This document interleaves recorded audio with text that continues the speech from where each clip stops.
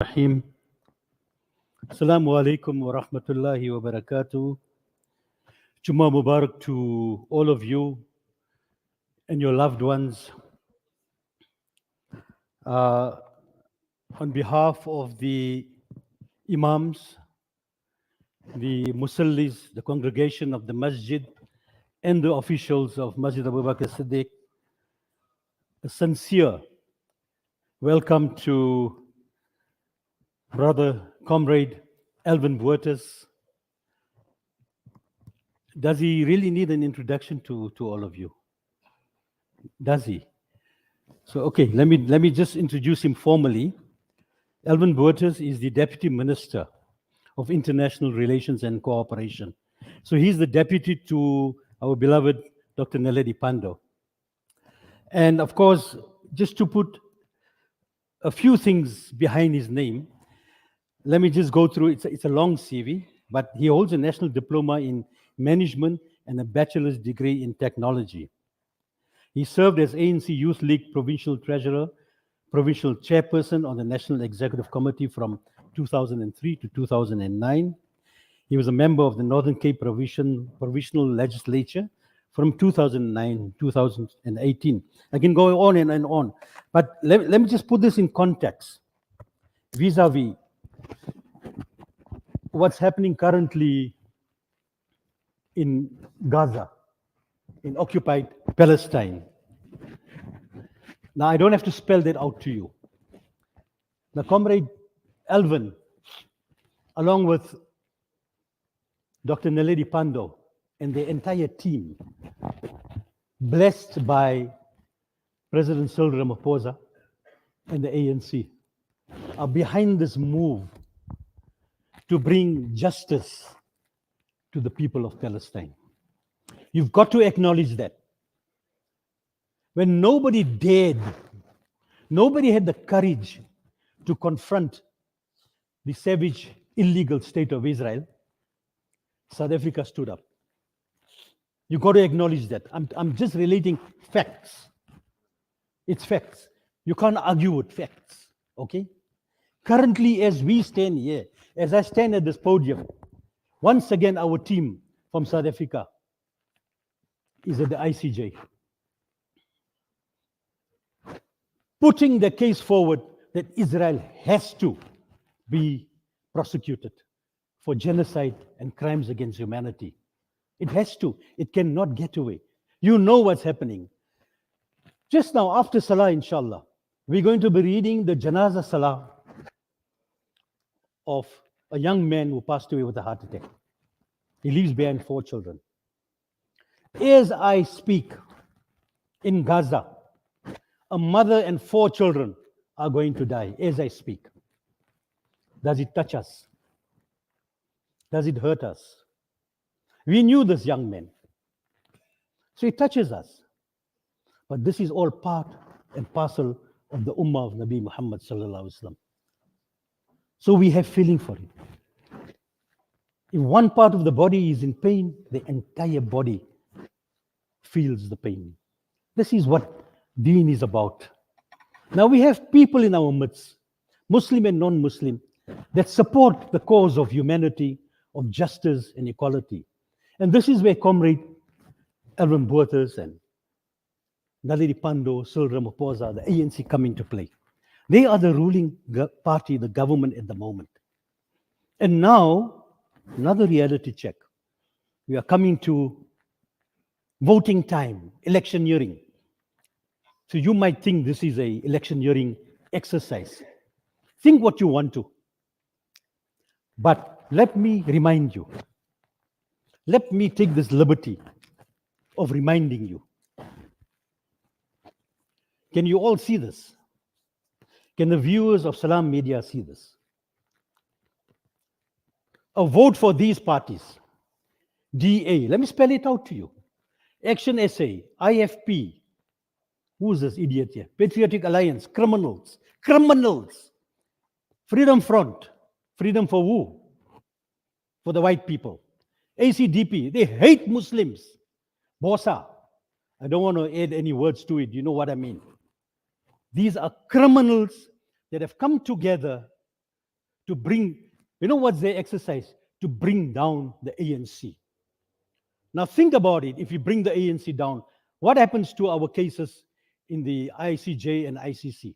What happens to that? Who's going to run with them? We are fortunate in this country, my brothers and sisters. As we sit here, we can stand here from the mimbar and criticize. We can even criticize our own government and our own president. No repercussions. Why? Why? What's the big word here? Freedom. Thanks to who? Thanks to who? Thanks to the ANC. I'm not being paid by the ANC, wallahi, I'm not. This is a reality check. It's there, it's a fact. Now, I won't tell you to vote for ANC. I know where my vote is going. You might say this guy is biased, he's the ANC man. So be it, I'm not even shy about it, okay? But here's a guideline for you. This is a guideline for you. If you vote for these parties, you're voting for genocide, murder. Right? These are the parties. Now, if there's anybody in here that votes for this party, you need to have a mental checkup. You need to have your heart checked up. You must have some humanity in you to vote for those criminals. If you've got a little bit of humanity, then here's your choice. Like I say, I will not point out to you who to vote for, right? I know who I'm voting for, but here's your check. These posters are all outside, okay? So, not to say we don't have a choice. We have a choice. So I suggest you use your choice wisely. Don't use your choice where we live to regret it. Don't do that. It is so important. This is a pivotal moment in South Africa's history. This is a golden moment where we take a stand for justice, for human rights, and we fight against these criminals. If our government today pays the price of losing the seat, the governmental seat, you will see what's going to happen to this country. You will see the Zionists will take over because they've signed a pact already. All the prostitutes have been paid already. They've been paid to form a coalition of the evil to fight against this government. So my brothers and sisters, that's what the message that I bring to you, that be cautious, be wise, use your valuable vote wisely. We live in South Africa, we have rights in South Africa. Value those rights. Make sure that these rights we defend with our lives. Now, I'm not the one that's lecturing today, so I'd like to call my brother, Comrade Alvin, to come and do his duties and address us this afternoon. Jazakallah.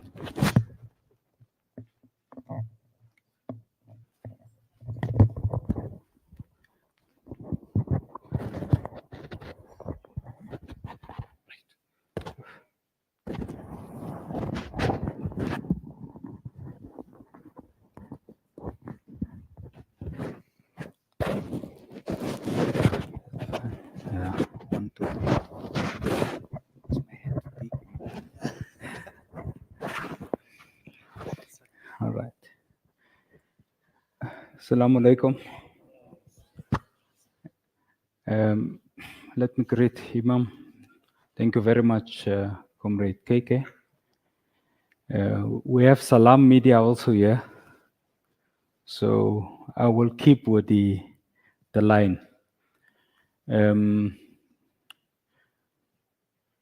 The bad news is that there has been a genocide perpetuated against the Palestinian people. And what we have seen is the enlargement of that genocide. So the Zionist Israeli apartheid state look at their conduct in Rafah as a political endowment to ensure that its original objectives as espoused in 1948 through the Nakba catastrophe, gets to be achieved. So exactly 76 years after the Nakba, the Israeli state is on the verge of achieving its original objectives to depopulate the entire Palestine and to drive the Palestine people out to the Sinai Egyptian desert. So that was the original objective, and they are obviously on the verge of achieving that objective. So that is the bad news. The good news is that you have a small African country, an ordinary African country, that have agreed to do extraordinary things to err on the side of the Palestine and to really be the garrison troops on behalf of the Palestine people.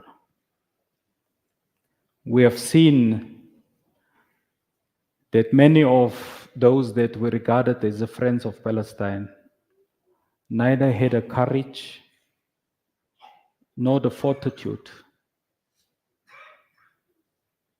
to champion the cause of the Palestine people.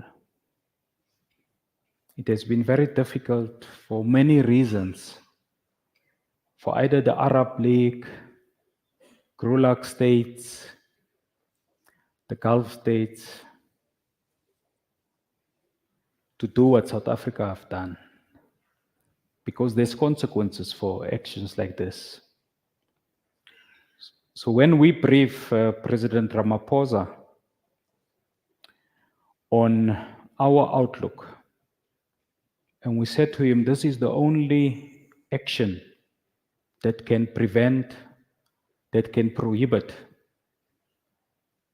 the genocide to be enlarged. He unequivocally then agreed with the course of action. So yesterday it was our third application to the ICJ to ask for provisional measures that will seek to halt the Israeli war machinery that seeks to stop the Israeli genocide. And today you will have the Zionist apartheid state that will have the chance to respond. Now my difficulty, KK, is that as we speak, it has been unequivocally recorded that more than 45,000 Palestine people, the majority who are women and children, have died.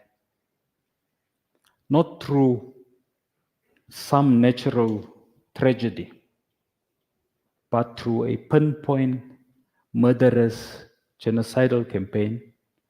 And when South Africa calls the Israeli state out and brand them as murderers, they do not wish to accept that title. We are happy also to announce today that there has been a number of countries that have agreed to join South Africa at the ICJ. Because when we first did our application in December last year, we stood alone. So you have seen countries such as Turkey, you have seen countries such as Egypt, you have seen Nicaragua, you have seen European countries such as Ireland,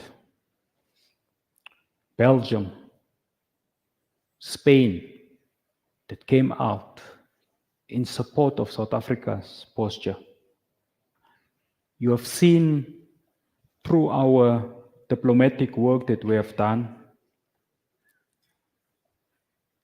that 70% of the 18 countries that in March suspended their contributions to UNRWA, the UN Refugee Agency, on behalf of the Palestine people in the occupied territory, that the majority of them have lifted that suspension.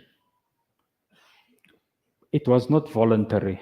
It was because of our resilience, our fortitude, and our consistency as a government. People say that when you look at Palestine, you must look at it from the optics of what happened on 7th of October. They don't remember that before 7th of October, 21 massacres was perpetuated against the Palestine people. 21. It started in 1937 with the Haifa massacre. It was followed by the Jaffa massacre in 1948, the Jenin refugee camp massacre in 2002, the Gaza massacre in 2008, another Gaza massacre in 2012. It was followed by a third Gaza massacre in 2014. And it was concluded by the 2018 Gaza massacre. So it did not start on 7th of October. The struggle for self-determination of the Palestine people is a principle enshrined in the Constitution and in the Charter of the United Nations.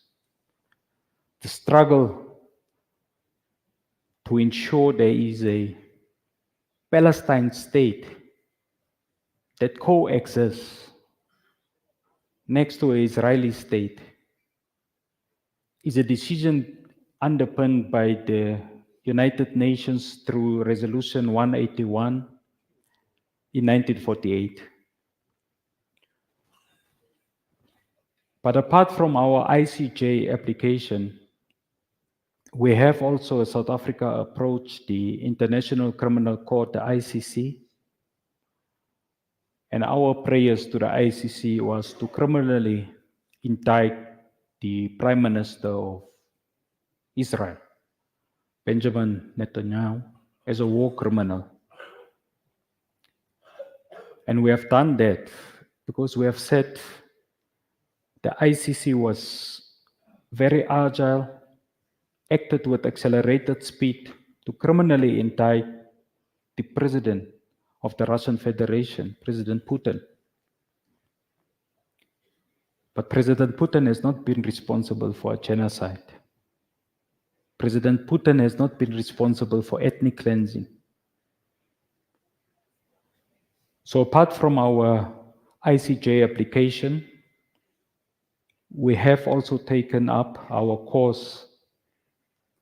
And apologies, ladies and gentlemen, if I say our cause, I mean the cause of the Palestine people. We have taken up the cause to the ICC. The key issues, ladies and gentlemen, that still face us, obviously, as the South African government, is to change the multilateral system, because without a change, a transformation of the systems of global governance, the matters of the Palestine people would always be put up on the back burner of the United Nations decisions. You have seen, ladies and gentlemen, that just last week, when the Palestine people sought formal recognition for Palestine statehood, 143 of the UN member states out of the 193 through acclamation voted for Palestine statehood. However, the United States of America exercised its veto vote in the UN Security Council and refused to recommend the endorsement for Palestine statehood. It therefore means that for us to triumph we must use the repository at the disposal of not only the South African state, but all other member states of the UN that side on the side of the Palestine people to champion the transformation of the UN Security Council. Because for as long as the P5, those 5 permanent members in the UNSC can exercise a permanent veto, the cause for Palestine statehood, the cause for justice will not be achieved. So as you see Dr. Pando, our Minister of DIRCO, engage within the multilateral state, if you see President Ramaphosa, then champion the Palestine cause, it is precisely to achieve the transformation of the Security Council, which has been constituted based on a world order in 1945, immediately after World War II. Lastly, I wanted to take you into confidence on the approach towards what we call Palestine unity, because we are clear as a South African government that for the cause of the Palestine people to triumph, what we need maximum unity amongst the Palestine people and amongst the Palestine leadership. That includes unity of purpose in the PLO organizations, but more importantly, for this epoch of the struggle, we need unity of purpose between and amongst PLO groups and the non-PLO groups. And I'm raising it here very importantly because historically, Hamas is the choice of the people of Gaza has not necessarily be part of the PLO groups. But it is our view politically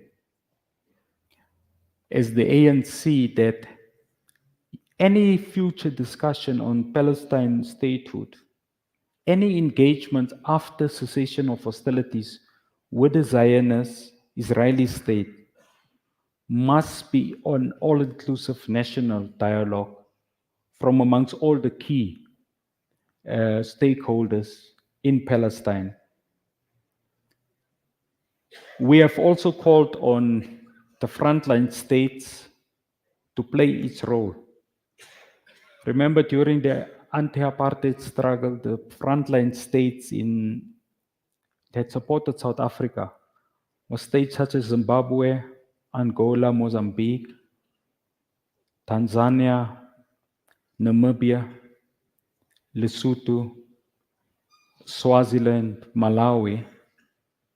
And what is absent in the trajectory, this current trajectory of the Palestine struggle, is the role that the frontline states, those neighboring Arab states, are supposed to play in championing the struggle of the Palestine people. So we are seized with those issues, and those were the broad agreements that the Global Anti-Apartheid Conference on Palestine have agreed to last week. I wish to conclude, when people see us being very emotional about the Palestine cause, it becomes difficult for some of them to understand why we are obsessed with ensuring that during our lifetime, Palestine must be free. I have twin daughters, KK, 14 years old, 14 years age. I said to them, in Gaza, when you have a Palestine baby that gets born today, tomorrow, that Palestine baby gets issued with a death certificate. before it gets issued with a birth certificate. It just can't be the justice. It can't be justice. And it is for that singular reason, KK, that will continue to champion what Nelson Mandela said. And he said, the freedom of South Africans is incomplete without the freedom of the Palestinian people. And when South Africans on the 29th of May in 12 days' time make a decision, you must make a decision that the pen is mightier than the sword. Because your vote will determine whether we continue to champion the cause of the Palestinian people or whether we abandon the cause of the Palestinian people. The one thing in this country that the ANC got right, KK, was to stand on the shoulders of giants as it relates to the cause of the Palestinian people. That is the one thing. There's many that we have been unequivocal about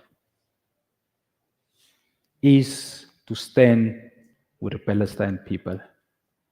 And if you judge us, and you judge us harshly, but through your eyes, you say that, but of all the things that these guys have done, that we don't agree, on this matter,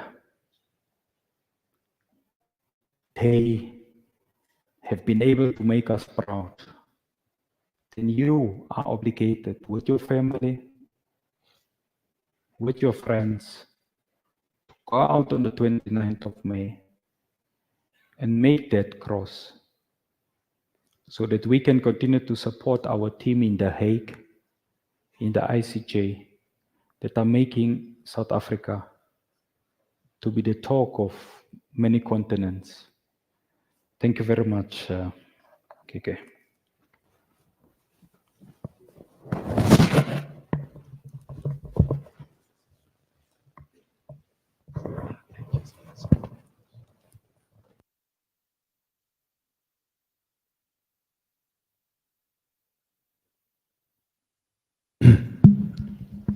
Jazakallah. Thank you, Alvin, for sharing this Jumu'ah with us and for delivering a very powerful and I think emotional lecture this afternoon. We truly appreciate your presence with us for this Jumu'ah. Thank you so much. Inshallah, after our Jumu'ah Salah, we'll have the Janazah Namaz of Abdul Basit. We pray that Allah grants him the highest state in Jannah and all the other marhums, inshallah. You know, a lot of things are happening which we can't explain, but Allah knows best, inshallah. If you haven't made your Sunnah Salah, please, we'll give you a few minutes to do that.